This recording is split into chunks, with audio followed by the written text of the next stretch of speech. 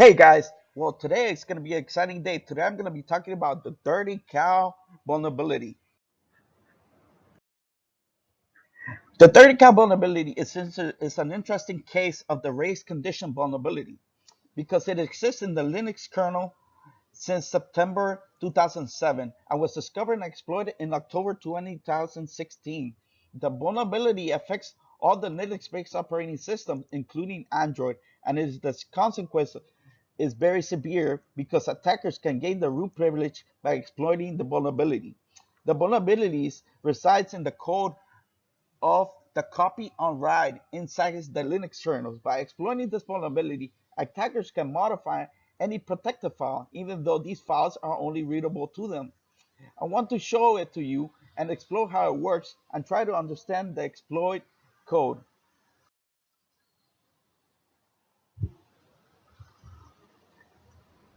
Hey guys, today I'm going to be talking about the dirty cow vulnerability.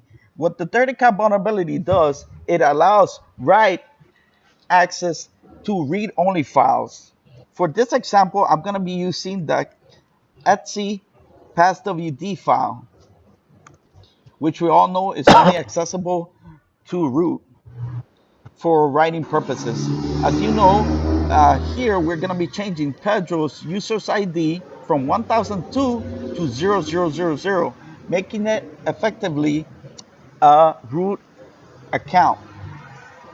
Okay, so let's go ahead and execute the command and the program. So we're gonna do the cow attack minus LP thread. This will compile the program, and then we're gonna a dot out to run it. Now the file is running. The and it's at this point it's overriding the 000 1002 to 000. Okay. So now let's just verify that this is what it effectively happened. So we're gonna cat the file again, and as you can see, Pedro has effectively become a 000 account or a root account. To prove this, sudo I'm gonna log into the account of Pedro and show you his ID. As you can see, his ID is definitely root, meaning that he has complete admin privileges. Hey guys, okay guys, now that we've seen the dirty cow program and has it run, I'm gonna tell you that it has three main threads. It's the main thread, the write thread, and the madvice thread. Let's check out first where the code starts, which is the main thread. In the main thread, you have this code that opens a file as read only. After that comes a call to mmap, which is used to create a new map memory segment in the current process. One of the parameters can be a file descriptor, and in this case, it's the read-only file, as you can see here. This means that it maps the file into a new memory area. Also, the permission flag shows that the new memory area is read-only. The other important flag is the map private flag, where you have to use the map private for copy on write mapping, or COW, which creates a private copy on the write mapping. Updates the mapping are visible to other processes mapping the same file and are not carried through to the underlying file. Mmap does not copy the whole content of the file into memory. Mmap maps the file into your memory, so you know. And a copy on write means that if you were to write this memory segment, you will create a copy of it. So even though the file was mapped as read-only, because of the private mapping, we can write to a copy of it.